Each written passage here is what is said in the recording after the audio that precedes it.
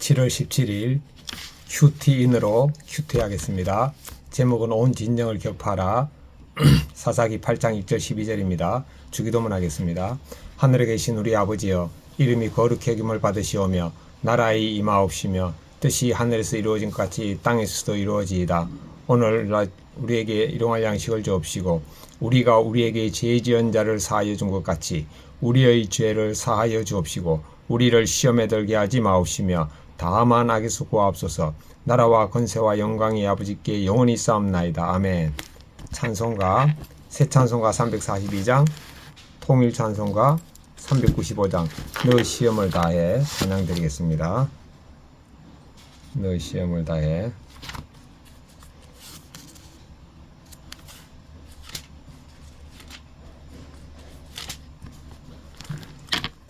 시험을 참는 자는 복이 있도다. 생명의 멸류관 얻을 것입니다. 아멘. 1절만 부르겠습니다. 너 시험을 당해 범죄치 말고 너 용기를 다해 곧 물리쳐라. 너 시험을 이겨 새 힘을 얻고 주 예수님 믿어 늘 승리하라.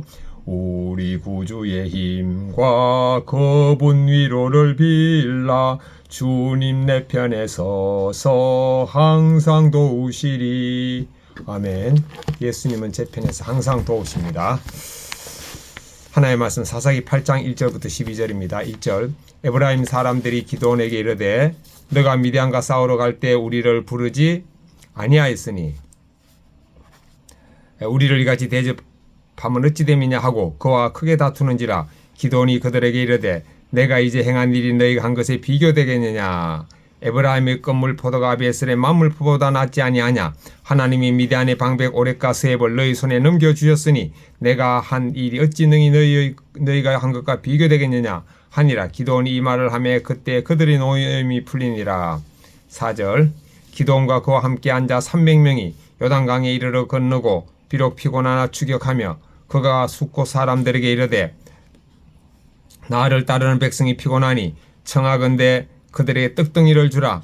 나는 미디안의 왕들인 세바와 살문나의 뒤를 추격하고 있노라 하니 숫곳의 방백들이 이르되 세바와 살문나의 손이 지금 내 손에 있다는 거냐.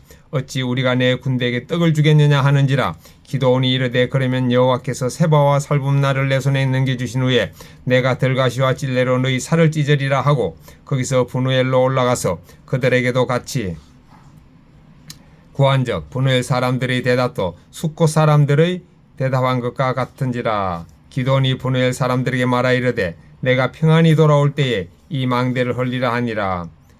10절, 이때 세바와 살분나가 갑골에 있는데 동방 사람의 모든 군대 중에 칼든 자 12만 명이 죽었고 그 남은 자 5천 명 가량은 그들을 따라와서 거기에 있더라.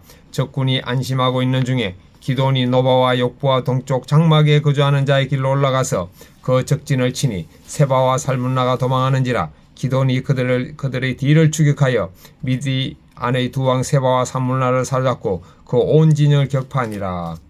일묵상 1절부터 3절까지는 에브라임 사람들이 기드온에게 너가 미디안과 싸우러 갈 때 우리를 부르지 아니하느냐, 우리를 이같이 대접하면 어찌 됨이냐 하고 지금 시비를 걸었죠. 왜냐하면은 에브라임은 이스라엘 12지파 중에서도 가장 큰 장자 지파에 속했습니다. 물론 므낫세가 장자였지만 므낫세는 아비의 침상을 더럽힌 거로 야곱이 축복할 때 에브라임을 장자로 그렇게 축복했습니다. 그런데 장자인 에브라임 족속이 아닌 기드온이 미디안과 싸우고 승리하는 것을 보니까 시기하는 마음이 올라오는 거죠. 그래서 이제 시비를 걸었는데 참 그 기드온의 반응이 참 아주 진짜 겸손합니다. 뭐라고 표현하는가 하면은 에브라임의 끝물포도가 아비에셀의 만물보다 낫지 아니하냐. 그러니까 에브라임 끝에 있는 사람이 아비에셀, 이 기드온이 속한 아비에셀의 장자보다 낫다는 거죠. 그러니까 이렇게 기드온이 에브라임을 딱 높여주니까 에브라임 노가 풀리죠. 예, 그래서 에브라임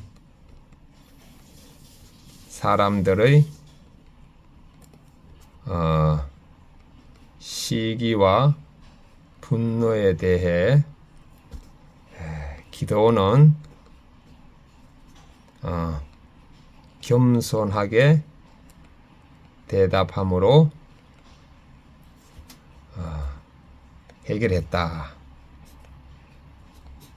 자, 그 다음에 4절부터 9절에 보면은 기도원이 300명을 데리고 이제 적군을 추격하는데 거기에 이제 근데 많이 피곤했어요. 배도 고팠고 숫곳 사람들과 분노엘 사람들에게 도움을 요청했는데 이들이 거부했습니다.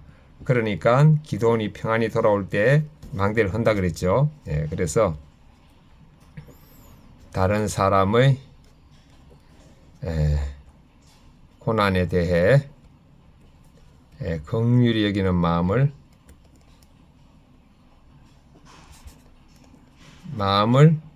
가지는 것이 곧 나를 보호하는 것이다는 생각을 해봤습니다. 10절부터 12절에는 결국 기도원이 세바와 살문나와의 전쟁에서 승리합니다. 자, 이 적용을 하겠습니다. 예, 첫 번째는 에브라임 사람들의 부당한 분노에 대해 겸손하게 대한 기도원처럼 십자가를 목걸이를 보며 저는 죽고 예수님이 사심을 의식하면서 만나는 사람을 나보다 낫게 여기자. 두 번째, 어려움을 호소하는 사람에게 할 수 있는 한 도움을 드리자로 적용했습니다. 자, 그 다음 이 본문에 대한 해설을 읽어보겠습니다. 1절 3절 에브라임 사람들이 기도원에게 자신들을 부르지 않았다며 불평하자 기도는 그들의 공로를 인정하며 겸손히 대응합니다. 껌물포도가 만물포보다 낫다는 비유는 그들의 성과를 높이 평가하는 표현입니다. 지도자의 진정한 능력은 승리 후 갈등을 지혜롭게 다스리는 데에서 드러납니다. 하나님이 일을 할 때도 사람들 사이에 갈등은 있을 수 있지만 성도는 그것을 겸손과 지혜로 해결해야 합니다. 이것이 하나님 백성의 하나됨을 유지하는 지혜로운 방법입니다.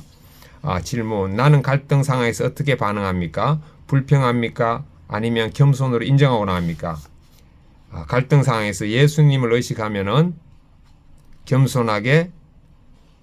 겸손이 저절로 나오고 예수님을 의식하지 못하면은 불평과 교만과 저의 주장이 나오는 것을 봅니다. 4절 9절 기도원과 300명은 피곤함을 무릅쓰고 적을 추격합니다. 그러나 같은 민족인 숫곳과 분노엘 사람들은 기도원을 도와주지 않습니다. 그의 승리를 확신하지 못해 위험을 피하려고 한 것입니다. 숫곳과 분노엘의 불신앙적 태도는 하나님의 역사하심을 보지 못한 안타까운 예입니다. 우리도 때로는 가까운 사람들로 인해 어려움을 겪을 수 있습니다. 그렇지만 성도는 하나님의 뜻을 이루고자 인내해야 합니다. 믿음의 길은 남들이 알아주지 않는 외로운 길이기 때문입니다. 나는 하나님의 약속을 믿고 고난을 인내하며 나아가고 있습니까? 예수님이 함께함을 의식하면은 고난 자체가 고난으로 여겨지지 않습니다. 왜냐하면 예수님은 고난보다 큰 분이기 때문이죠. 10절 12절 기도는 방심하고 있던 적군을 지속 공격합니다. 15,000명가량의 적군이 남아있었지만 하나님은 300명을 사용해 승리를 얻게 하십니다. 인간의 계산으로 불가능해 보이지만 하나님의 방법으로 승리한 것입니다. 우리도 육적인 피곤함과 수적인 열세에도 하나님을 신뢰하며 나아갈 때 승리를 경험할 수 있습니다. 적들의 안일함도 노바와 욕부와 동쪽 장마에 거주하는 자의 길로 올라간 기도의 전술도 모두 하나님이 예비하십니다. 나는 어려운 상황 속에서도 하나님의 방법을 신뢰합니까? 어려운 상황에 먼저 내 방법대로 할 때가 많습니다. 그러나 오늘은 저는 죽고 예수님이 사심을 의식하면서 하나님의 방법으로 하기로 도전합니다. 기도하기. 지체들과의 갈등 상황에서 겸손한 마음으로 지혜롭게 대처하게 하옵소서. 피곤하고 지칠 때도 끝까지 인내하여 주심이 예비하신 승리를 인내하여 주님이 예비하신 승리를 경험하게 하옵소서. 재헌절인 오늘 우리나라의 재헌국회를 기도로 시작하게 하신 주님께 감사하며 그 가치를 잘 이어가게 하옵소서. 참 우리나라는 재헌국회도 기도로 시작했고 애국가도 하나님이 보호하사 참 복받은 나라입니다. 하나님 감사합니다. 이런 나라를 주셔서. 소심함의 정체, 이 성도님의 묵상 간증을 읽겠습니다. 소심함의 정체, 이대영님. 저는 어려서부터 사람을 두려워하고 눈치를 많이 보며 자랐습니다. 관계가 어그러질까봐 조바심 내며 마음에 안 드는 게 있어도 싫은 내색을 하지 못했습니다. 미디안이 두려워 기도원과 그 군대를 도와주지 않은 숙고가 분해할 사람들처럼 저도 사람과의 관계를 두려워하며 쉽사리 하나님의 말씀을 전하지 못했습니다. 20대에는 내가 잘되면 다 하나님이 하신 것이니 사람들이 하나님의 도우심을 보고 교회를 찾지 않겠어라는 기복적인 마음으로 전도하지 않았습니다. 제가 이러쿵저러쿵 말하는 게 전도가 아니라고 생각했지만 실은 거절당할까봐 두려운 것이었습니다. 그러던 어느 날 큰맘 먹고 친한 친구에게 교회에 가자고 말했습니다. 교회에 가면 부자가 되냐고 묻는 친구에게 그건 아니라고 하니 그런 관심이 없어라는 답이 돌아왔습니다. 유복한 가정에서 자란 친구는 공무원 시험 준비로 힘든 와중에도 하나님을 의지할 생각이 없었습니다.